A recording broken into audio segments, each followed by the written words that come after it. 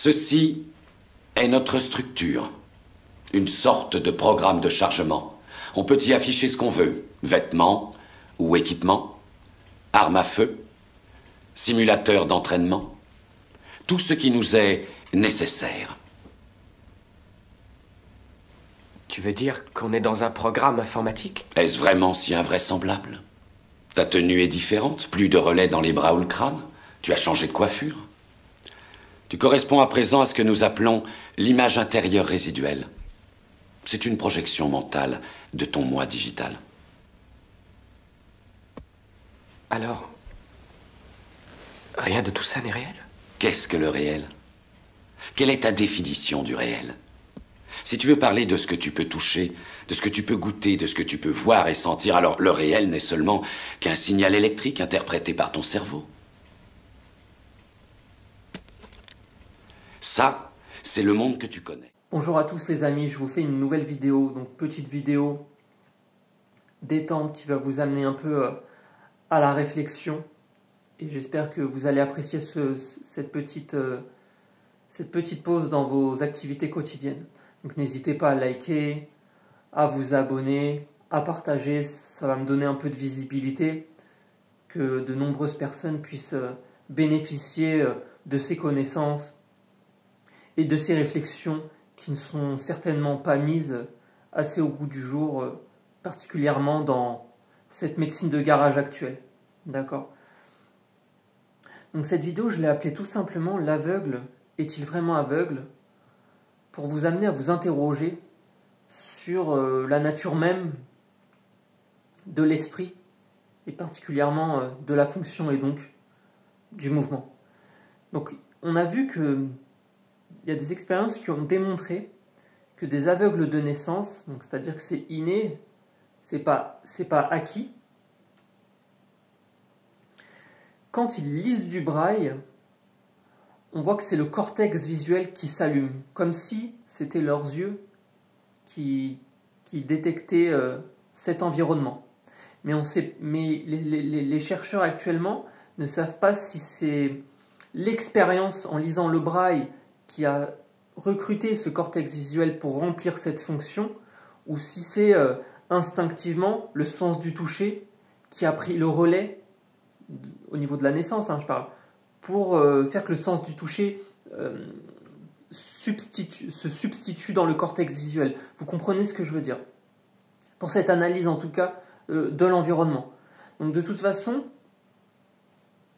comme je le répète souvent, c'est pas les yeux qui voient, c'est le cerveau. C'est-à-dire que les sons, c'est un traitement du cerveau, la vision, c'est un traitement du cerveau, la 3 dimensions est une illusion. D'accord? L'image, elle arrive inversée, c'est mon cerveau qui la retourne, tac, tac, tac, je la retourne, et je l'analyse après, et je fais ma mémoire comparative pour me dire, cette forme c'est ça, cette forme c'est ça, et les couleurs n'existent pas. C'est simplement des ondes qui se réfléchissent par rapport à la lumière. Et la lumière, elle a certainement un rôle majeur à jouer dans notre compréhension de l'environnement et de l'univers, évidemment. Et je vous dis ça parce que cette représentation virtuelle dans le cerveau, elle a un nom, c'est vraiment une organisation somatopique, donc c'est l'homunculus. Ça s'appelle comme ça, d'accord? Et donc le cerveau est capable de synesthésie en réalité. C'est qu'il est capable de mélanger les sons, de mélanger les sens, pardon. C'est-à-dire que le cerveau, il est tellement puissant en traitement de calcul qu'il est capable d'entendre les couleurs et de voir les sons. Parce que c'est une histoire d'ondes et donc une histoire de fréquence et de séquence. C'est-à-dire que les neurones, ils ont des codages, d'accord? Et donc, où ils ont des codages au niveau des potentiels d'action, c'est-à-dire l'élément de base de l'influx nerveux, et ce codage, en fait, il va être ou basé sur la fréquence, c'est-à-dire c'est la quantité, ou la séquence, c'est-à-dire c'est une histoire de rafale, une histoire de temporalité. Ta, ta, ta, ta, ta, ta, ta, une histoire de temps, comme du morse. Et donc cette séquence ne va pas donner la même réponse, d'accord? Mais vous avez aussi le multiplexé, c'est-à-dire des codes multiplexés au niveau des neurones. C'est-à-dire que c'est un mélange de séquences et de fréquences. Donc le cerveau est d'une complexité telle que c'est un univers à lui tout seul. Donc, on voit un peu trop de médecins, et même presque tous, et de professeurs, et de professionnels de santé en tout genre. Un peu trop sur d'eux, et qui manquent peut-être un peu d'humilité, je trouve. C'est-à-dire que ça me fait toujours rire, c'est que moi je suis pas médecin, je suis pas docteur, j'ai passé pas mal de formations après, mais je suis un autodidacte. Et moi, j'ai quitté l'école, j'avais 15 ans, 16 ans. Et je me suis formé à la suite de ma propre pathologie, de mes propres pathologies. Et ce que j'adore, c'est qu'on me prenne pour un con. Tu vois? C'est qu'on me prenne pour un con et de voir qu'en fait, la meilleure école, c'est soi. Et ça, je suis la preuve vivante que c'est le cas. Et qu'il y a plein d'inventions et de techniques scientifiques qui n'auraient pas pu être découvertes par l'expérience et par les autodidactes, putain. Et c'est une analogie que j'aime bien aussi, c'est Léonard de Vinci, par exemple. On se foutait de sa gueule, on le prenait pour un con au niveau des universitaires parce qu'il n'a pas un circuit classique. Léonard de Vinci, c'était un autodidacte et il ne savait pas lire, je crois que c'était le latin. Et à l'époque, c'était une base de connaître le latin. C'était comme connaître l'anglais ou avoir le bac. Il fallait connaître le latin. Et jusqu'au bout, ils l'ont pris pour un con. Et Léonard de Vinci, ça ne l'a pas empêché d'être un peintre exceptionnel, d'avoir inventé des techniques comme le sfumato. Ça ne l'a pas empêché d'être l'un des premiers anatomistes. Et s'il s'est investi comme ça, en termes d'anatomie, Léonard de Vinci, et de compréhension scientifique, c'était pour prouver que c'était un vrai scientifique. Il avait malgré tout cette envie de dépasser les codes et de prouver qu'il était capable. Et donc on parle de compétence, et on parle d'intelligence. Et forcément, il faut une certaine philosophie. C'est-à-dire que on fait partie du système que nous étudions. Et donc forcément, il faut un certain détachement avec notre condition humaine, qui en réalité n'est qu'une condition animale, et donc de survie, et donc d'adaptation. Donc moi, je vous remets toujours, dans le doute, aux modèles animaux. Les animaux, ils savent. Les animaux, ils savent. Ils n'ont pas de pression culturelle, ils n'ont pas de pression économique. Donc les animaux savent ce qui est bon pour eux. Et donc les animaux, ils ne portent pas de chaussures, ils ne portent pas de semelles orthopédiques. D'accord? Parce que, je vous ferai une vidéo de toute façon pour les semelles, dès que c'est artificiel, c'est de la merde. On va pas se mentir, c'est de la merde. Parce que c'est pas endogène, c'est pas le corps qui le fabrique. Si le corps il avait besoin de quelque chose, crois-moi qu'il l'aurait fabriqué. Il n'a pas besoin de ça. Les animaux, ils s'étirent. Donc les étirements, c'est bénéfique. Si on apprenait, c'est que mon avis, si on apprenait aux enfants à se masser, à s'étirer, à se lever tous les 30 minutes minimum de leur chaise et de faire un tour et se rasseoir ensuite, sachant que la position assise est une position anti-anatomique. On n'est pas fait pour s'asseoir en fait. Manger assis, c'est une hérésie. Aller aux toilettes assis, c'est une hérésie. C'est des contraintes énormes au niveau de la sphère pelvienne. Et donc après, on s'étonne d'avoir des névralgies pudendales, des morphotypes prédisposants à diverses algies, parce qu'on va toujours mettre de la pression intra-abdominale. Les smartphones, évidemment que c'est une hérésie. Le monde, il est beaucoup trop bas. C'est quoi ces smartphones? Donc t'imagines les contraintes qu'on va mettre? Les smartphones, les ordinateurs, les postes de travail manquent évidemment d'ergonomie. On n'est pas fait pour rester le cul assis sur une chaise. Les enfants, je suis persuadé que s'ils n'étaient pas assis aussi longtemps, il y aurait moins de problèmes en étant adultes. La morphologie aurait le temps de prendre de l'extension vers le ciel. Vous comprenez? C'est-à-dire que l'équilibre sagittal, c'est-à-dire l'équilibre du dos, ces courbes de corrélation, l'ordo-cervical, syphose dorsale et l'ordo-lombaire dépendent de l'angle sacré, de la pente sacrée, de l'angle sacro-lombaire, pardon. Et donc de l'angle de ce putain de bassin. Et donc cet équilibre, il est acquis et définitif entre 5 et 12 ans. Donc, qu'est-ce que tu vas mettre un enfant assis sur une chaise entre 5 et 12 ans à l'angle de son bassin? Forcément, le bassin va pas être équilibré, va pas être aligné. Tu les vois, les enfants. Vous vous rappelez quand on était enfant, on trouvait les chaises, on ne savait pas comment se mettre, on pliait les jambes, on était comme ça. Parce qu'on est tous différents. On est tous différents. Donc il faut un mobilier adapté à sa morphologie. Et le meilleur mobilier pour moi, c'est le pas de mobilier, je suis désolé. Donc les Japonais, c'est pas un hasard s'ils mangent au sol. Les Africains, c'est pas un hasard s'ils mangent au sol. Les Indiens, c'est pas un hasard s'ils mangent au sol. C'est parce qu'ils ont raison. C'est que la civilisation, c'est du poison.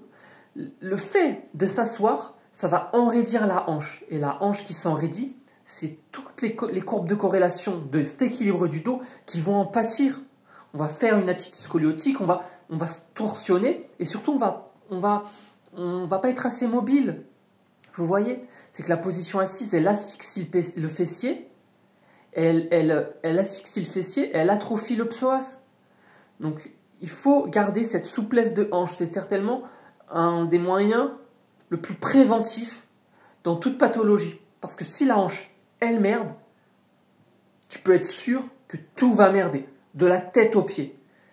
C'est que la hanche, c'est du cartilage, elle doit bouger. Le pubis, c'est du cartilage, ça doit bouger.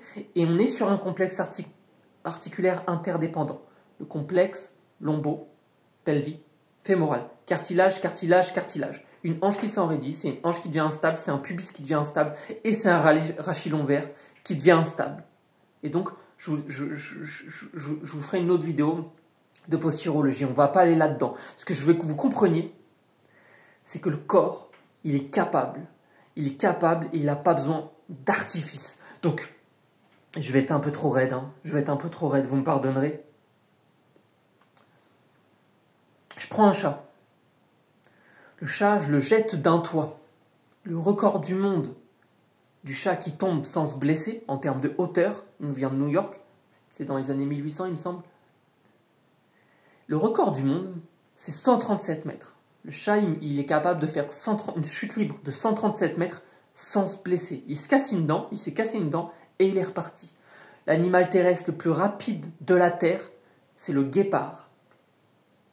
Il fait 112 km/h. Et donc, on est sur des mammifères. Et on est des mammifères. Bon, même si on n'est pas exactement des chats, évidemment.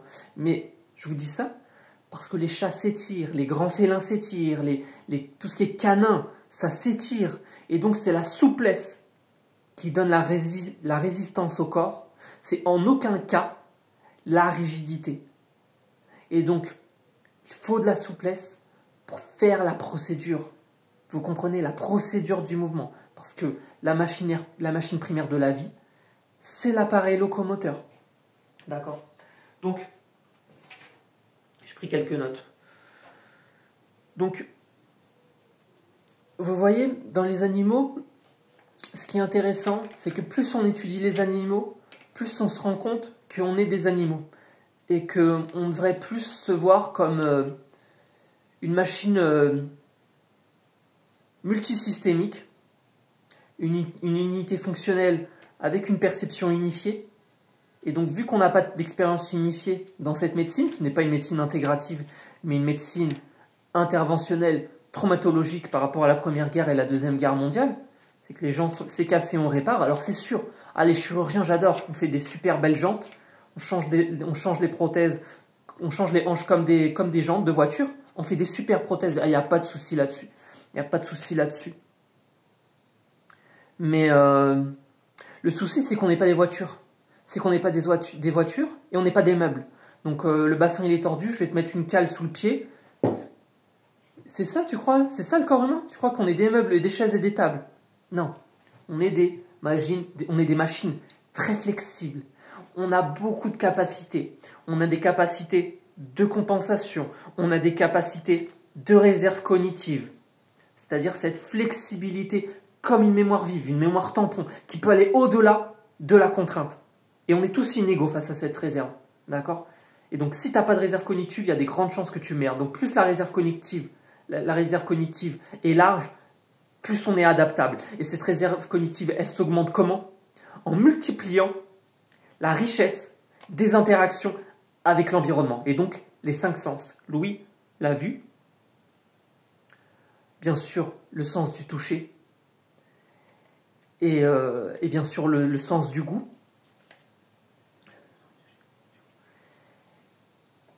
et l'odorat, excuse-moi, vous m'en voulez pas, c'est normal, il y a trop d'informations dans ma tête. J'essaie d'être synthétique, hein, de vous parler cool, j'aurais dû mon début, j'essaie d'être cool, tu vois. Et donc vous voyez, c'est que le cerveau, comme je vous ai dit, il est capable de synesthésie, de mélanger ses sens. Et donc plus on va introduire une expérience riche et variée au niveau de ces 5 sens, et ben, plus l'information sera intégrable. Mais ce qui va faire l'intégration globale de ces 5 sens, ça reste le mouvement. Parce que le mouvement, c'est le but ultime de nous, en tant que mammifères. C'est qu'on voit bien que les plantes, etc., elles ne bougent pas. Même si elles ont une proprioception, les plantes ont conscience d'elles. Les plantes ont conscience d'elles. Il y a eu des expériences avec le FBI comme quoi elles détectent la présence d'une personne dans une pièce. Et la CIA, je crois que c'est plutôt la CIA. Et forcément, nous, après, on va exploiter ces informations. Et donc, moins l'environnement est riche, et ben, plus on va décliner. Et donc, forcément, on est dans des systèmes humains et des civilisations très codifiées, très limitantes, qui limitent notre créativité. On nous bombarde d'informations peu pertinentes, et au final, on ne sait plus traiter ce qui est pertinent. La télévision, c'est de la merde. Les clips, les musiques commerciales, hein, je parle, tu vois, des trucs qui ne font pas appel à notre créativité parce que c'est trop lisse. Vous voyez ce que je veux dire, cette idée de formalisation, cette idée de normalisation, de conformisation, de goût. Donc souvent, je m'amuse un peu, les gens ils disent « Ouais, j'ai choisi ça, j'ai choisi ce vêtement, j'ai choisi cette musique, j'ai choisi... » Non, non, le produit t'a choisi. On a payé des équipes de psychologues et de personnes très... vous savez, les potes à... tu sais, le chef de la propagande, là, celui-là qui avait dit que le fluor, c'était comment revaloriser le fluor en disant que c'est bon pour les dents alors que c'est de la grosse merde alors que c'est un déchet industriel, le fluor, et les autres qui nous vendaient les cigarettes et qui nous disaient que les cigarettes c'était bon et que c'était proposé même et mis en avant par des médecins. Donc tous ceux qui disent, qui ont confiance aveugle dans une médecine standardisée, n'oubliez pas que c'est les mêmes médecins 60 ans plus tôt qui vous disaient que fumer c'était bon pour la santé. Remettez-le vous bien dans la tête que c'est ces enfoirés qui ont dit que le bacon, fallait manger du porc le matin, le bacon, tout ce déjeuner du matin, il nous vient des États-Unis. Il nous vient des États-Unis, qu'il y avait un surplus de cochons aux États-Unis. Et pour valoriser ça, ils ont décidé de créer une culture, en fait. Donc, ils sont capables de créer des mœurs. Voilà, c'est ça que je veux dire. Les publicitaires sont tellement puissants à tous les niveaux de la société, tous les niveaux. Et bien sûr, l'industrie pharmaceutique n'en fait pas exception. Et bien sûr, l'industrie médicale, comme les prothésistes, n'en font pas exception.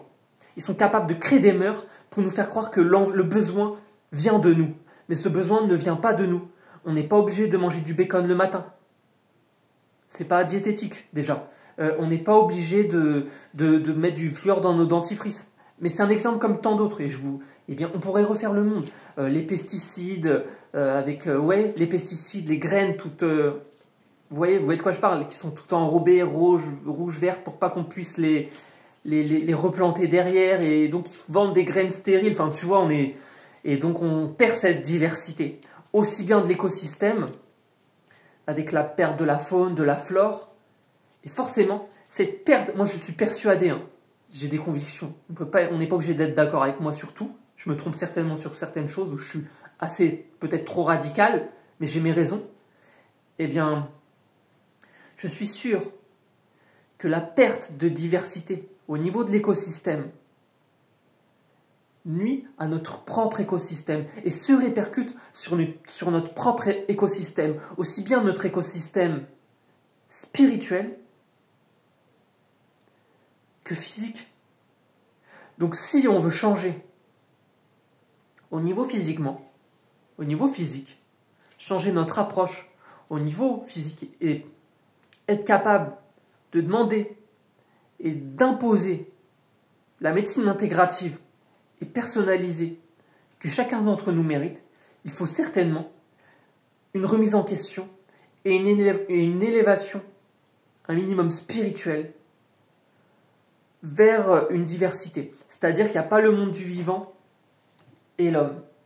Donc on ne peut pas continuer une guerre contre le monde du vivant en espérant que le monde du vivant nous sauve. C'est-à-dire qu'il faut redonner la chance à la nature, ce qu'elle sait faire. Et la nature, étymologiquement, c'est quoi étymologiquement nature? Naissance. Donc on ne peut pas être contre la nature, c'est renier notre propre naissance, évidemment. Donc on est dans un monde artificiel, et donc ce monde artificiel est responsable de la plupart des pathologies, parce que le gène ne s'exprime que par l'environnement, donc la génétique, bon, c'est intéressant, il n'y a pas de problème, hein, le génome c'est cool, il n'y a pas de souci, super. Mais l'épigénétique, elle est où? Le gène ne s'exprime que par son environnement. Donc au lieu de corriger à l'infini cette structure, bordel, que ça soit le génome, que ça soit le connectome, c'est-à-dire la structure au niveau du cerveau, c'est la fonction qui nous intéresse. Et la fonction dépend de l'environnement. Et ce qui va dérouler ce code génétique, c'est les protéines. Et les protéines, elles intègrent les signaux douloureux et les émotions, bordel. Que ça soit Parkinson, Alzheimer, c'est un souci de protéines. D'ailleurs, la protéine tau, on la retrouve dans les deux. Et c'est l'intestin. Parkinson, c'est une protéine de l'intestin qui remonte le long du nerf vague. Et donc, on est forcément sur cet axe intestin-cerveau. Et j'irai même plus loin. Intestin, cœur, cerveau. Dans l'intestin, des millions de neurones. Dans le cœur, des millions de neurones. Et dans le cerveau, des milliards de neurones. Et donc, on a cette synergie et cette ascendance d'énergie. Et on ne peut pas, je suis désolé, ça serait et pourtant je ne suis pas bouddhiste, hein, mais ça serait de mauvaise foi de ne pas regarder la culture ancestrale, au niveau des médecines ancestrales. Je parle de la médecine chinoise, de la médecine tibétaine, de la médecine ayurvédique, de la médecine d'Amazonie, que j'affectionne particulièrement, de la médecine prophétique chez les musulmans. Et tout ça, on a de toute façon la même logique. Cette vision globale du corps humain. Et donc les chakras, c'est pas de la science-fiction, c'est des glandes endocrines. On est sur des lectures différentes. Et donc, on a cette médecine moderne avec ses 50 ans d'expérience par rapport à la guerre, c'est cassé, on répare, qui vient et qui pardonnez-moi l'expression, et qui chie littéralement sur 4000 ans de médecine ancestrale. Ils arrivent et disent oh, bah, on s'en fout, on regarde même pas. Alors que les Chinois, ils vous mettent 4000 ans dans les dents en fait. C'est-à-dire que le premier neurologue, le premier scientifique occidental à avoir fait le lien entre la sensibilité cutanée, c'est le docteur Henry Head, qui était un prix Nobel.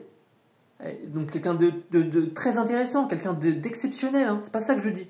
Je dis juste que les Chinois, ça fait 4000 ans, ils étaient au courant en fait. Donc il serait peut-être temps de regarder cette expérience based practice, c'est-à-dire ces preuves basées sur l'expérience. Enfin, ouais, c'est ça, on peut dire ça en fait. Plutôt que continuellement le based, que le BP, Evidence Based Practice. Donc, vous voyez ce que je veux dire? C'est que l'Evidence Based Practice, c'est-à-dire c'est prouvé par la science, comme c'est pas, ça c'est une métaphore, c'est une citation de Jean-Marie Briand, qui est une très belle citation que j'aime citer de temps en temps. Il nous disait, Jean-Marie Briand, qui est ostéopathe, que l'evidence-based practice est un obstacle à la progression. C'est que quand on ne fait que ce qui est prouvé, on finit par être bloqué. Parce qu'on fait que ce qui est prouvé et on n'avance jamais dans ce qui ne l'est pas. Et donc c'est ça. Donc il faut aller au-delà. Il faut aller au-delà. Et ça commence par le point trigger. Parce que le point trigger, c'est une crise énergétique. Vous voyez, on est sur l'essence même de l'énergie. On est sur l'essence même de la neuromotricité. Donc quand je vois des gens... Je suis dur aujourd'hui. Aujourd'hui, je suis un peu dur, hein, n'en voulez pas les amis. Il y a des jours comme ça. Parce que j'en entends tellement des conneries, au bout d'un moment, je ne peux plus. J'entends qu'ils me disent « Ah oui, c'est un bon chirurgien. Ah oui, c'est un bon kiné. Ah oui, c'est un bon ostéopathe. Machin, machin. » Oh là là. Ferme ta gueule. Ton kiné, ton ostéo, ton chirurgien, s'il ne te parle pas de point trigger, je suis désolé. Je suis désolé. Est-ce qu'il est si bon que ça? Il ne te parle même pas du fait, le chirurgien, que dès qu'il y a une opération, il y a une inhibition motrice du muscle. Et que le point trigger est une inhibition motrice. Si je te mets même pas au courant que dès qu'il y a un traumatisme, si je te mets même pas au courant que quand il y a une contraction isométrique sous-maximale prolongée, c'est-à-dire une contraction sans mouvement prolongée, il y a une génération de points trigger parce qu'il y a un déséquilibre au niveau des réflexes et donc les réflexes se freinent mutuellement dans le couple de force. Et donc il y a un réflexe d'étirement hyperexcitable de l'antagoniste qui va mettre qui va, si tu veux, faire une suractivité musculaire dans l'agoniste, parce que quand les agonistes se contractent, les antagonistes se relâchent, et donc s'ils se relâchent, ils s'étirent, d'accord? Et donc, vous voyez ce que je veux dire? Et donc, il y a une diminution du débit sanguin, une accumulation de métabolites acides, et donc une génération de ce point trigger. Et donc, le point trigger, qu'est-ce qu'il fait, bordel? Il empêche la réadaptation. Il empêche le muscle. Le point trigger, il empêche le relâchement complet du muscle. Il le met en relaxation incomplète. Il empêche l'étirement complet du muscle. Et il comprime les facettes articulaires. Et donc, il va empêcher cette création de l'espace. Et donc, le point trigger n'est ni un spasme, ni une tendinite. C'est une contracture localisée permanente qui affecte la fibre C. Et donc, les douleurs chroniques. Et donc, si on parle de douleurs chroniques, on parle de point trigger. D'autant qu'il peut toucher tout ce qui est mou, sans aucune exception. Peau, ligaments, tendons, fascia, nerfs. Donc, moi je vous rappelle que j'ai publié 2 articles sur le point trigger dans une revue scientifique à comité de lecture. C'est-à-dire que c'est que des professeurs et des docteurs. Donc, c'est ça que j'ai du mal à comprendre des fois. C'est de prendre mes informations pour demander conseil à des professeurs qui, des fois, parfois me demandent à eux, pour leurs amis. Me demandent à moi pour leurs amis à eux. Donc, des fois, j'ai du mal à comprendre cette logique. Tu vois, et c'est très français ça. C'est très français, tu vois. C'est pour ça que je pense un jour que j'irai dans un pays anglophone, ou en tout cas pas en France. Parce que je trouve qu'en France, on est trop sur le papier. Vous voyez ce que je veux dire? Le papier, le cursus, le machin. Alors que dans les pays anglophones, quand t'es bon, t'es bon. T'es bon, t'es bon. Au bout d'un moment, il faut arrêter. Tu vois? Et si on regarde, vous voyez ce que je veux dire? Je vais vous parler un peu du trauma, légèrement. La première des choses à faire, moi si j'étais médecin, je ne suis pas médecin, c'est pas grave, Dieu merci. Si j'étais médecin, quand un patient viendrait me voir, peu importe quoi, déjà, un de mes premiers instincts, un de mes premiers réflexes, particulièrement en cas de douleur, hein, mais peu importe, hein, dépression, TOC, peu importe, je le mettrais sous un adaptogène et sous crinière de lion. Parce que les adaptogènes, c'est des plantes qui agissent de manière non spécifique sur un peu sur tous les neurotransmetteurs, qui vont rééquilibrer tout ça, qui vont baisser les taux de cortisol, qui vont être des anabolisants, qui vont aider à cette construction. Tu vois ce que je veux dire? Et donc, qui vont agir au niveau de la sérotonine notamment.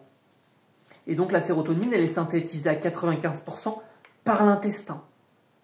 Et donc je vais tout de suite leur demander de changer leur alimentation, de manger varié, pas moins, mais mieux, au lieu de perdre son argent dans des régimes diététiques à la con qui valent des fortunes. Donc les gens, ils ont de l'argent pour les conneries, j'ai remarqué. Ils ont de l'argent pour les conneries, mais ils n'ont pas de l'argent pour intégrer l'information et intégrer ce qu'on leur dit.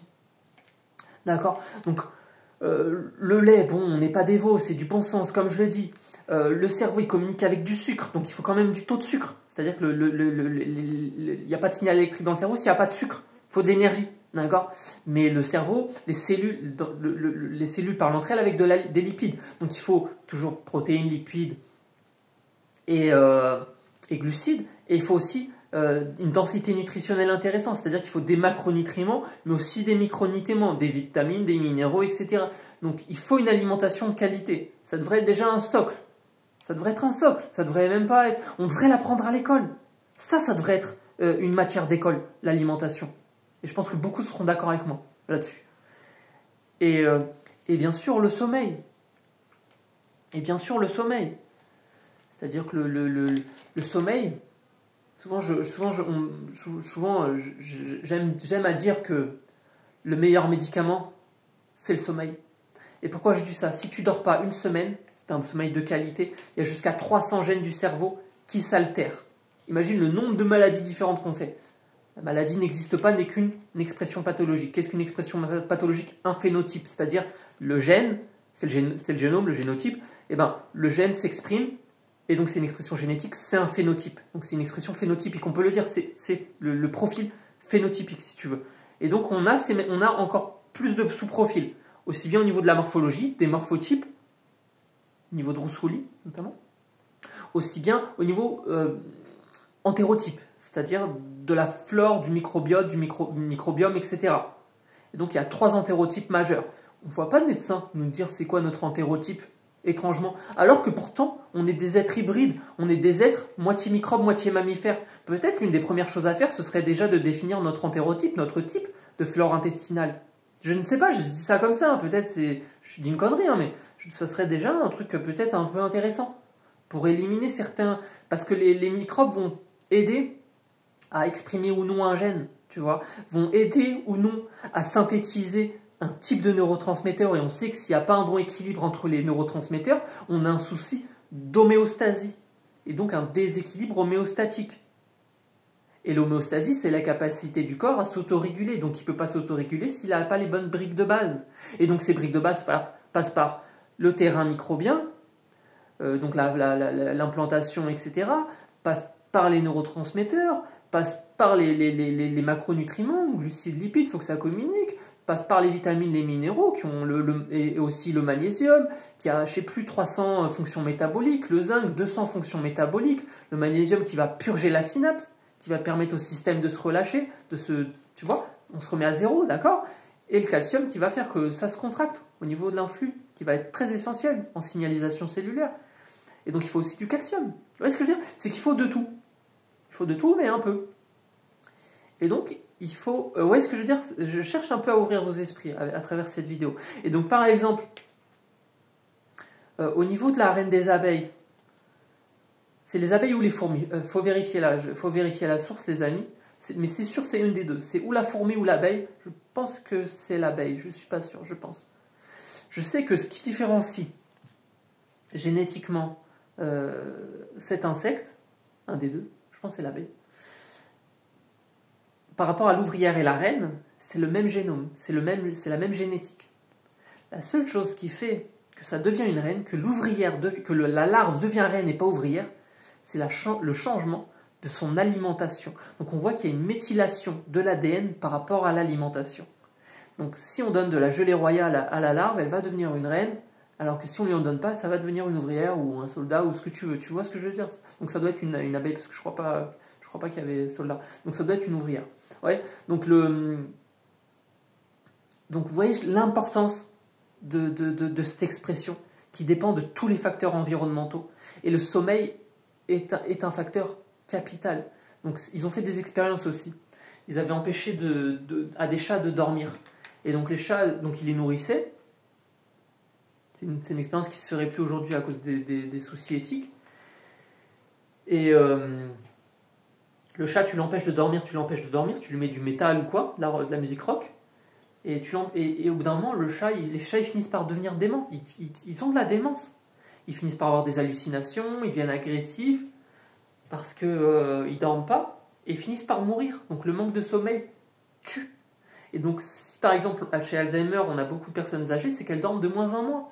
Elles dorment de moins en moins, elles ont de moins en moins d'interactions sociales. Donc on peut être sûr que déjà cet agisme, c'est-à-dire cette discrimination au niveau de l'âge, aussi bien au niveau de l'emploi, aussi bien au niveau des EHPAD, des résidences machin, vous voyez ce que je veux dire? Cette stigmatisation de la société, cette exclusion des seniors au sein de notre société, c'est un facteur principal pour moi de Alzheimer. moins un individu a d'interaction sociale, moins il fait travailler la plasticité de son cerveau. Moins un individu parle avec un autre individu, et ben il n'a pas cette action au niveau des neurones miroirs. C'est que le langage demande un certain... la compréhension du langage fait travailler le cerveau. Le fait d'articuler mes mots, le langage, R de Broca, tout le bordel, cervelet, machin, mémoire des habitudes, vous voyez ce que je veux dire? Adaptation, il faut de la plasticité, bordel. Et donc, le fait de supprimer, le fait de ne pas... Et c'est encore une fois très occidental et très français de mettre les seniors dans des structures spécialisées et autres mouroirs, et on a vu les autres maltraitances qu'ils nous font dans les EHPAD, et ça donne vraiment pas envie, alors qu'on voit que dans les cultures maghrébines ou africaines ou asiatiques, on a tu vois, même au Japon, on a le culte des ancêtres. Donc, vous voyez, on a, pour moi, c'est la civilisation qui est responsable de 90% des pathologies. Je pense que le 10%, c'est vraiment la génétique pure qui a déconné de base. Vous voyez ce que je veux dire? Je pense qu'on est sur des choses beaucoup plus... qui dépendent beaucoup plus de l'environnement que quoi d'autre. C'est-à-dire que même la schizophrénie, souvent il y a des soucis avec la famille. Donc on voit que la schizophrénie, on est tous un peu schizophrènes déjà. Schizophrénie, étymologiquement, coupure de la pensée. D'accord? Donc on est tous un peu schizophrènes. Et c'est pas grave. Ce qui est grave, c'est le fait de continuer à bourrer ces gens de médicaments sans leur donner le travail psychologique qu'ils méritent derrière. Sans leur donner l'écoute empathique qu'ils méritent, le soutien psychologique qu'ils méritent et l'insertion dans la société qu'ils méritent. Et ça va favoriser, pour moi, ces pathologies. C'est-à-dire que les Indiens d'Amazonie, déjà, la schizophrénie la soignent avec ce qu'on appelle le Wild-Aga, et l'épilepsie notamment. Et le Wild-Aga, c'est une forme de cannabis sauvage. D'accord? Mais vous voyez ce que je veux dire? Il faut un peu s'intéresser aux civilisations anciennes. C'est-à-dire que en Grèce, les oracles, c'était des schizophrènes, pour beaucoup. Et le fou, dans les sociétés antiques, soit Grèce, Rome, on s'en fout, notamment je pense à Antiochus, qui était probablement un schizophrène, qui était un esclave romain, qui a mis le bordel, qui a fait une mutinerie, et il se prenait pour un prophète, et il a jamais réussi, il a réussi à faire sa rébellion, il s'est enfui, et il a conquéri une terre qui s'appelle toujours Antioche aujourd'hui, et c'était un esclave romain qui disait avoir été choisi, il avait ce délire prophétique. Et donc ce que je veux vous dire, c'est que les schizophrènes avant avaient vraiment un rôle dans la société. Donc les fous avaient vraiment ce rôle d'être des intercesseurs entre les dieux, etc. C'était les chamans des tribus, et ils avaient leur rôle. Et l'homme occidental, à vouloir tout normaliser, tout mettre dans des cases, il a fait que leur rôle, qu'ils n'avaient plus de rôle. Je ne dis pas qu'être schizophrène c'est normal, ce que je dis c'est que tout sert à quelque chose et il y a une raison à tout. Et que le sage qui se croit sage n'est pas aussi sage qu'il le pense, tu vois. Et que moi je pense que effectivement il y a forcément des schizophrènes qui ont des capacités extrasensorielles, et que bon et que la société leur a enlevé ce rôle, tu vois. C'est qu'avant ils avaient un vrai rôle, et vous voyez ce que je veux dire, c'est une réflexion assez intéressante de mettre cette société occidentale, elle a tout intérêt à mettre la misère sous les tapis. Elle fait ça pour tout. Les pauvres, on les met sous le tapis, les fous, on les met sous le tapis, on les rend invisibles. Et cette invisibilité ne corrige pas, ne rend pas heureux, ne rend heureux personne en fait.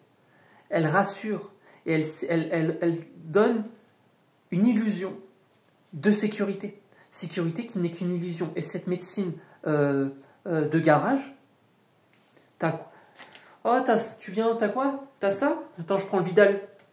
Oh, t'as ça? On te donne ça. Toi, t'as ça? Je prends le Vidal. On te donne ça. Est-ce que ça, c'est une médecine personnalisée? Est-ce que c'est une médecine personnalisée? On peut quand même se poser la question au bout d'un moment. Moi aussi, je sais lire le Vidal, en fait. Moi aussi, je sais lire. Hein. Je suis un très très bon lecteur. Et il suffit que je lise un livre une fois pour le connaître par cœur. Je lis un livre une fois, et ben je connais par cœur. Je te sors des phrases et tac tac tac, j'ai une mémoire de ce type-là. Une fois, je le connais. Et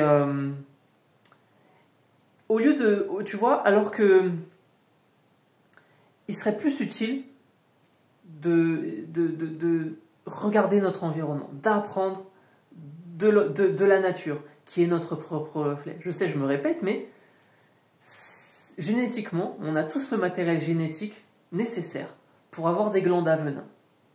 Truc de fou en vrai quand tu y penses. Génétiquement, on a vous savez, on a le coccyx, le sacrum, on a un vestige justement de la queue d'un animal. Tu vois, ça c'est reconnu. Et donc on a le gène qui fait la queue de l'animal. Mais quand il s'active, parce qu'il s'active, des fois ça merde au niveau génétique, et ben on a la spina bifida, qui est une pathologie très très grave. Je crois que Frida Kahlo, c'est ce qu'elle avait, il me semble. D'accord. Et notamment, vous voyez, il faut casser les codes animaux-hommes. C'est ça qui est très important. Je vous avais parlé déjà dans la vidéo que j'avais faite sur le psoas du gène FOXP2. Et ce gène, c'est le gène qui a été beaucoup étudié, qui est utile pour le langage notamment. Et on voit par exemple que les oiseaux, ils ont ce gène du langage. Truc de fou, hein. Donc ils communiquent, c'est leur forme de parole. On voit que les singes ont ce gène aussi. Mais forcément, nous, on n'a pas la même expression, mais ouais, il est là, quoi. Il est là. Donc ce qui nous différencie par rapport aux animaux, c'est pas notre intelligence, c'est notre expression génétique. Et donc peut-être faudrait-il écouter les précurseurs de cette expression génétique, qui est l'environnement, comme toujours. Et donc, forcément, le rire, c'est bénéfique pour l'environnement. Le sommeil, c'est bénéfique pour l'environnement. Ouais, c'est que si je dors pas, j'active pas mon système lymphatique. Le système lymphatique, c'est le système qui nettoie les débris cellulaires. C'est un peu comme le système immunitaire du cerveau. Il s'active quand je dors. Donc déjà, on a ça. Il serait probablement impliqué aussi du coup dans Alzheimer. C'est-à-dire que comme je vous dis, comme ça dort pas, les débris s'accumulent. Et donc on a ces amas au niveau bêta, myolide, protéines tau, tout le bordel. Et ouais, je veux dire. Donc le sommeil, c'est très important en termes de prévention de maladies. Et aussi, au niveau du type de sommeil. C'est-à-dire que vous avez des cycles, donc il y a une histoire de temps, mais aussi de qualité. Et au niveau du sommeil REM, et au niveau du sommeil non REM, c'est qu'on a une partie où les yeux bougent, le sommeil REM, le REM c'est Rapid Eye Movement, et c'est dans cette zone du rêve, enfin c'est quand les yeux bougent qu'il y a du rêve, et donc que c'est coloré, des formes géométriques, très important pour la visualisation de la 3 dimensions dans le cerveau. Très important, cette zone du rêve, cette partie du rêve, parce que c'est la partie du sommeil où on est dans un état hyper associatif, où le cortex et l'hippocampe marchent de manière indépendante. Donc l'hippocampe, souvenir, mémoire comparative, déplacement, spatialisation. D'ailleurs, les chauffeurs de taxi, à force de retenir les routes, ils ont des hippocampes surdéveloppés. Et le cortex préfrontal, c'est vraiment imagination des scénarios possibles. Comment ça peut se passer autrement? Mettre en lien des idées qui apparemment n'ont aucun sens. Et donc le rêve est une zone de résolution de conflits. Donc la pathologie n'est qu'un conflit non résolu en attente de solution. Le rêve est un lieu de résolution de conflits. Donc si on ne dort pas, on n'apprend pas. Parce qu'après, cette phase où les yeux arrêtent de bouger, le non-REM, le cortex et l'hippocampe, ils se coordonnent et là, la mémoire, elle se grave et on consolide cette mémoire. Donc si vous n'avez même pas cette imagination, cette créativité, vous comprenez l'importance de l'expérience enrichie, unifiée, que j'ai tenté de vous expliquer un peu plus tôt, à travers notamment la musique qui fait travailler cette plasticité cérébrale et cette imagination, ce côté émerveillement. On est dans une société qui a bridé notre émerveillement à travers du conformisme, à travers des besoins au lieu des envies. Au lieu de... Je n'ai pas envie d'être trop philosophe, mais au lieu de nos rêves, aussi bien sur le plan matériel que immatériel. Vous voyez ce que je veux dire? Et donc ce sommeil est très important. Vous comprenez l'importance? C'est-à-dire que quand je vais dormir, je vais refaire mon expérience que j'ai fait la journée. Un certain nombre de fois, je vais répéter. Et donc je vais faire du renforcement synaptique. Vous comprenez? Et donc le rêve est un état de vie intermédiaire entre la vie et la mort. D'ailleurs, les prophètes, chez les musulmans, chez les bouddhistes, chez les chrétiens, quand ils rêvaient, c'était le moment où Dieu leur parlait. C'est-à-dire que quand Dieu leur parlait, ils prenaient ça comme des ordres. Et donc on a cette histoire avec, vous savez, Abraham, il avait pour ordre d'immoler Isaac ou Jacob ou Ismaël. Bon, pour les musulmans, c'est Ismaël.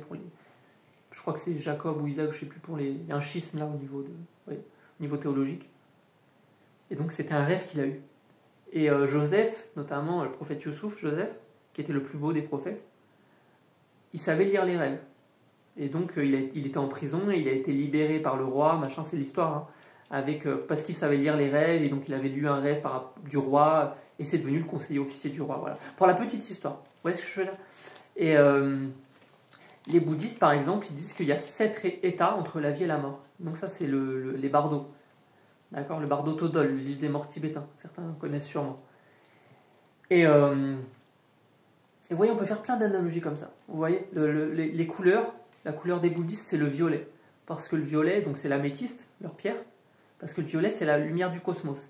Et quand tu es en transe psychédélique, au niveau des psychédéliques sérotoninergiques, d'accord, la sérotonine, si tu veux, la sérotonine, elle a un rôle très important, et c'est pas que l'humeur. Ça, les médecins vont pas trop vous le dire, je pense que jamais d'ailleurs. Je pense que là, de toute façon, il y a 45 minutes et je crois qu'il y a personne qui vous a dit autant de trucs. Tu vois, c'est ça qui est drôle. Tu vois, c'est ça qui toujours me rend fou. C'est que j'ai pas l'impression des fois que les gens se rendent compte de la qualité des informations que j'amène et surtout leur pertinence, tu vois. Surtout leur pertinence. Et si tu veux, le facteur universel de tous les souvenirs, c'est le CREB, c'est R-E-B. Et le CREB marche à la sérotonine. Et donc les psychédéliques, comme l'ayahuasca, la psilocybine ou la mescaline, agissent sur ce facteur de transcription, et donc des souvenirs. Parce qu'on parle de voyage, vous voyez ce que je veux dire? Et donc, vous vous rappelez la mémoire des taxis qui se déplacent? Voilà, liaison des souvenirs, voyage. Géométrie, 3 dimensions, visualisation dans l'espace. Tu vois? D'accord? Ouais, je veux dire... Et donc les Tibétains, si tu veux, quand ils se mettent en méditation, forcément, ils ont des visions. C'est comme s'ils étaient en transe. C'est-à-dire que les mandalas, c'est pas que des représentations, c'est ce qu'ils voient vraiment. Vous voyez, ces kaléidoscopes, ils les voient vraiment en transe. C'est pas juste culturel, c'est beau. Ils les voient aussi véridiquement, plus réel que la réalité, comme je vous vois vous, comme vous me voyez là. Donc l'imagination, elle a une puissance. L'esprit, il a une capacité tellement puissante. Donc dire qu'on se sert que 10% de nos cerveaux, c'est des conneries, c'est une histoire de recrutement. C'est-à-dire que tout marche avec tout. Donc ça, c'est pas vrai ça. On se sert de 100% de notre cerveau, mais pas de la même manière pour le même mouvement. On est tous différents, on n'a pas le même cerveau, d'accord? Et donc toutes les aires, elles communiquent entre elles de toute façon. Ça fait des hubs, des points de passage obligés. Et les neurones, ils peuvent se connecter tout près les uns des autres, ils font des convergences. Ils peuvent se connecter à distance d'autres neurones, c'est la divergence, et ils peuvent s'auto-corriger. Et donc ils peuvent apprendre, revenir en arrière. Et ça, c'est la collatérale récurrente. D'accord? Et donc, quand tu mets par exemple... vous voyez, on va revenir un peu sur les animaux. Je vais vous faire un dernier truc sur les animaux. Et je vais vous laisser après. Faut pas que ça fasse trop d'informations. Moi, personnellement, j'ai un peu de mal avec l'évolution et la réincarnation. Mais bon, après, ça, c'est mes croyances. Hein, d'accord. J'ai un peu de mal avec la réincarnation parce que c'est pas ma conviction. Mais il y a un truc qui est intéressant. C'est que les bouddhistes, quand ils disent qu'on meurt, on met à peu près 40 jours à retrouver un corps. Un vaisseau, quoi, pour incarner. Et les musulmans, ils ont le droit d'avorter, les musulmanes, elles ont le droit d'avorter, mais que jusqu'au 40e jour, parce qu'après l'âme, elle vient. Vous voyez, donc je pense que de toute façon, en comparant ces différentes philosophies, parce que la médecine est une philosophie, n'en déplaise, hein, je suis désolé, hein, Hippocrate c'était un philosophe, hein, un des premiers à faire le lien entre microcosme et macrocosme, hein, Il ne lisait pas le Vidal, hein, Hippocrate. Hein. Par contre, c'était le premier orthopédiste, je crois, qui faisait des attelles, hein, notamment. Et Hippocrate, il avait une grande humilité. Il disait qu'on devrait avoir une médecine qui doute constamment. Et moi, je vois une médecine qui est beaucoup trop sûre d'elle. Et je trouve d'ailleurs que c'est étonnant d'apprendre encore dans un pays qui est censé être un pays des Lumières, hein, comme la France, d'admettre l'évolution comme une vérité au lieu d'une théorie comme une autre.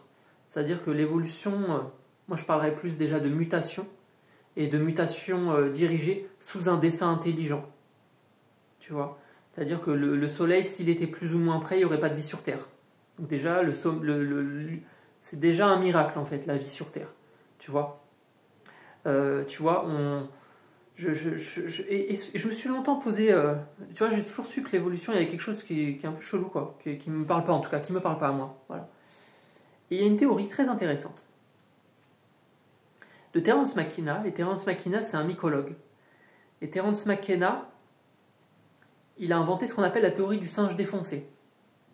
Donc c'est une histoire avec des champignons hallucinogènes. Et le champignon, rappelons que c'est ni une plante, ni un animal. Et c'est un des plus vieux organismes présents sur la planète. Et il y a une hypothèse, donc l'hypothèse Gaïa, qui dit que la nature chercherait à nous parler à travers les psychédéliques. Et moi je crois à ça. Je pense que c'est fondamentalement vrai.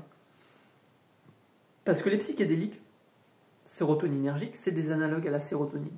Et donc ils vont permettre de créer des nouveaux souvenirs, de vivre des expériences mystiques et des perceptions unifiées, c'est-à-dire qu'on peut les intégrer.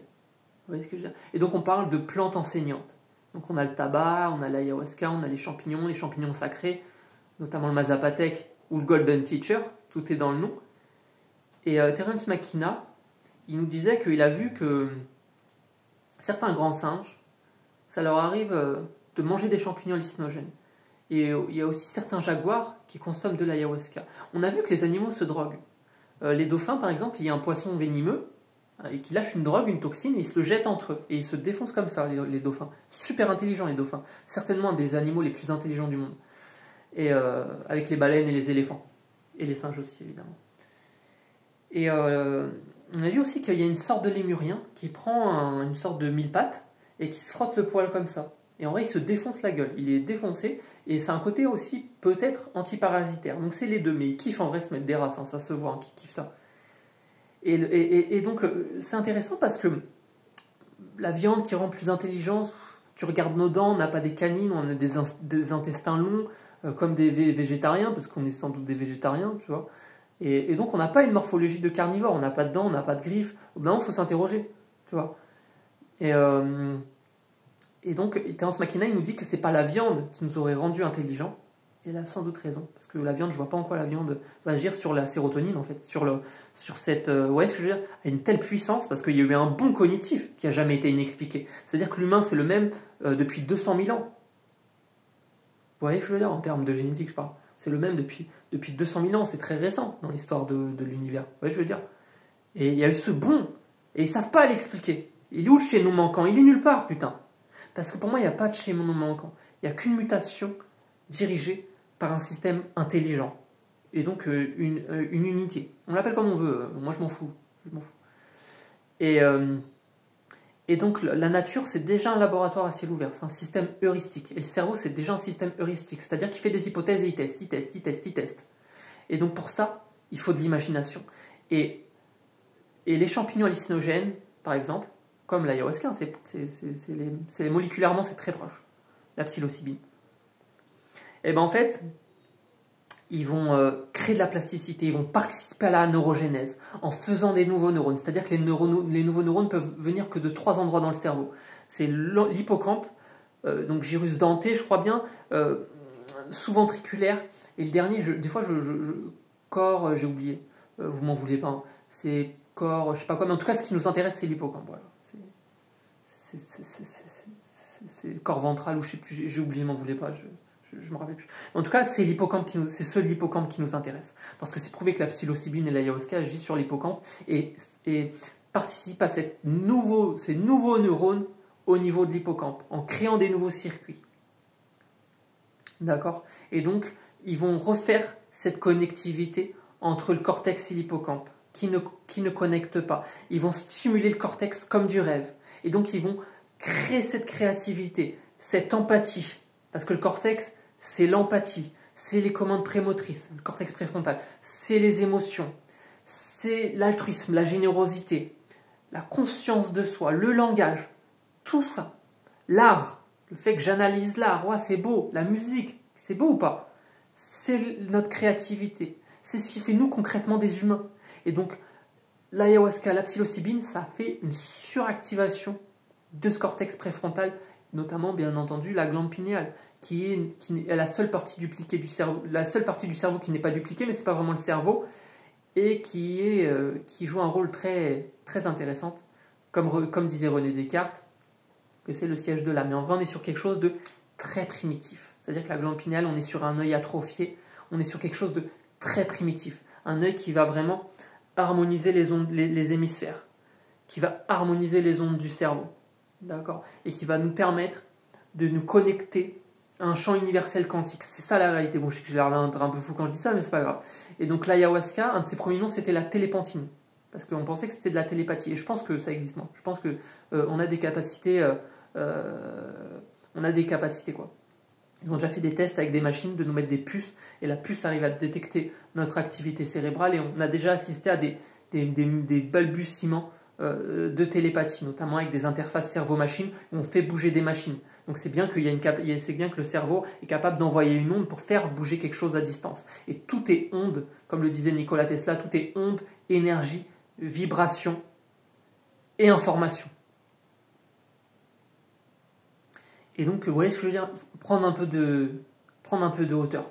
Et donc, l'ayahuasca, ça fait 4000 ans que les indigènes y s'en servent. Ils appellent ça la liane des dieux, la liane de la mort. Tu vois, on en revient aux bouddhistes avec cet état de vie à travers la mort. Tu vois, je veux dire, ils appellent ça la liane de la folie. Donc, si tu mets un mec sous ayahuasca, sous un scanner qui ressemble à un schizophrène psychotique, mais après il redevient normal, hein, tu vois. Donc, l'ayahuasca, la dose mortelle, c'est 25 fois la dose mortelle, c'est 25 fois la dose normale. Je pourrais vous en parler pendant des heures de l'ayahuasca, mais ce n'est pas le sujet aujourd'hui. Mais vous êtes sur quelque chose qui refait le cerveau en mode par défaut. C'est-à-dire que les psychédéliques comme ça vont remettre le cerveau en mode par défaut. Et le mode par défaut, c'est cet état où le cerveau vagabonde, où il pense à rien. Il est vraiment, il est un peu, voilà, il divague. Vous voyez ce que je veux dire? Cet état un peu vagabondage. Mind, c'est un nom en américain, j'ai oublié, mind je sais plus quoi.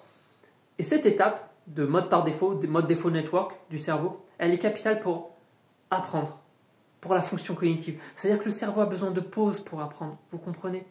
Et quand il y a une douleur chronique ou une pathologie, le cerveau est tellement en état d'alerte qu'il a même plus sa pause pour apprendre. Donc le fait de donner un antidouleur, ça pourrait lui amener de la pause. Mais ça ne va pas lui faire cette créativité et cette plasticité, cette expérience qu'il puisse apprendre pendant sa pause. Donc le souci, c'est pas la douleur, c'est le mouvement. Parce que la pensée imaginative, c'est déjà du mouvement. J'imagine le mouvement avant de le faire. Vous comprenez? Le mouvement, c'est intention, planification, exécution. Donc si j'ai même pas la planification, le bon schéma moteur, que je visualise pas, qu'est-ce qui fait partie de moi ou pas, où je suis dans l'espace, la sensation du mouvement, comment je vais bien l'exécuter? Je vais pas réussir l'exécution. Et donc, je vais pas m'en sortir. Donc si vous avez affaire à des gens qui palpent personne, et des médecins qui ne palpent pas, alors que la peau, c'est un cerveau mis à plat, c'est-à-dire que les cellules de la peau ont la même information génétique que les neurones, mais l'information n'est pas lue de la même manière. Et que les neurones, les cellules de la peau communiquent entre elles par impulsion électrique, et on a cru longtemps que c'était réservé aux neurones, alors que non, c'est aussi les cellules de la peau. Bon, les Chinois, comme je le disais, ça fait 4000 ans, ils le savent. Hein. Et les Japonais aussi. Aussi, hein, et les jamas, les ventouses, les machins, la vasomotricité, le lien psychocorporel, les musulmans le savaient aussi, évidemment. Les ventouses, c'est aussi cette vasomotricité. Donc la peau, c'est vraiment le lien psychocorporel. Vous avez vraiment un sens du toucher qui est directement relié à l'affect, et donc aux émotions, et donc à l'intégration, et donc à l'attention. Si on change l'attention, on change les émotions. Si on change les émotions, on change l'attention. Et donc seulement on peut intégrer. Vous voyez ce que je veux dire? Donc au lieu... Moi, si je vivais dans une utopie, je vais m'arrêter, ça fait 1 heure. Si je vivais dans une utopie, je vivrais dans un centre de médecine. je fabriquerais, je sais pas, c'est une hypothèse, c'est une utopie, hein, où on aurait des musiciens, des peintres, des artistes, des sculpteurs, des activités d'art-thérapie, mais dans un sens vraiment très très pointu. Des centres évidemment de psychédéliques, je suis désolé, bon ils le font en Espagne, ça n'a pas l'air super, hein, parce que dès qu'il y a un lien financier, tu peux avoir le meilleur outil, ça part en cacahuète. Vous voyez, on aurait des chamans en fait, voilà, c'est ce que je veux dire. Pour moi, les vrais centres de guérison, ça serait des centres de chamans avec des thérapeutes manuels, comme moi et comme d'autres. C'est-à-dire que si tu vas en Égypte et tu regardes sur des vieilles fresques, ils ont vu qu'ils pratiquaient déjà la réflexologie, les Égyptiens. Tu vois des fresques où ils touchent des pieds, et ils massent des pieds, c'est clairement de la réflexologie que les Égyptiens faisaient. Donc ils avaient conscience de ça. Ils en avaient conscience. Moi je pense que l'ostéopathie, la chiropraxie, voilà, ça existe, les robotos, ça existait avant. Tu vois ce que je veux dire, que c'est sûr qu'on a perdu beaucoup, malheureusement. On a perdu beaucoup de ce savoir ancestral. Que ce soit les cataplasmes. À l'époque, c'était largement répandu. Tu vois, je n'étais pas né, moi. Mais on a perdu beaucoup de cette médecine ancestrale. Et je pense qu'au lieu de chercher à créer la meilleure molécule de synthèse, on devrait plus chercher à intégrer toute cette médecine complémentaire qui était là avant cette médecine moderne, qui n'a que 50 ans. Donc on se demande quelle médecine est vraiment complémentaire de l'autre, hein, 4000 ans versus 50. Que cette médecine moderne devrait intégrer la médecine complémentaire et donc ce qu'ils appellent médecine douce, même si en vrai tu as des plantes comme l'ayahuasca qui te mettent en expérience de mort imminente, c'est tout sauf doux, même si la thérapie manuelle comme les massages, les étirements ou les manipulations, les mobilisations articulaires, c'est tout sauf doux en fait, hein. C'est que c'est certainement moins doux que de prendre un médicament, d'accord, parce qu'il faut une réelle connexion entre le praticien et le patient, et celui-là qui reçoit le soin, disons. Et donc il faut une réelle empathie et une réelle travail de binôme. Tu vois ce que je veux dire? C'est que le patient, ça reste son meilleur médecin, c'est le médecin intérieur. Donc c'est que le corps qui se guérit. Tu lui amènes l'information, mais c'est le corps qui se guérit à travers l'information qu'on cherche à lui amener. Mais c'est que le mouvement qui soigne. Aussi bien le mouvement de l'intestin, la motilité, aussi bien le mouvement de la peau, la motilité. S'il n'y a pas de mouvement, il n'y a rien. Aussi bien la mobilité articulaire, bien sûr. D'accord. Donc je vous ai fait une longue vidéo. Et j'espère que ça vous a intéressé. J'espère que ça vous a intéressé. Et que j'ai pas été trop raide un peu, parce que j'ai un peu tendance des fois... Quand je suis pas d'humeur, des fois, j'ai tendance à peu être trop cinglant, tu vois. Après, c'est pour ça qu'on m'aime aussi, hein, j'imagine les amis. C'est pour ça que vous m'aimez, je pense, des fois. Et voilà, donc pensez à dormir, pensez à manger mieux, pensez à faire vos exercices de manière adaptée, faites-vous confiance et priorisez-vous. Voilà. Je vous fais des gros bisous les amis et on peut se poser la question, est-ce que l'aveugle est-il vraiment aveugle? Voilà. À plus tard les amis.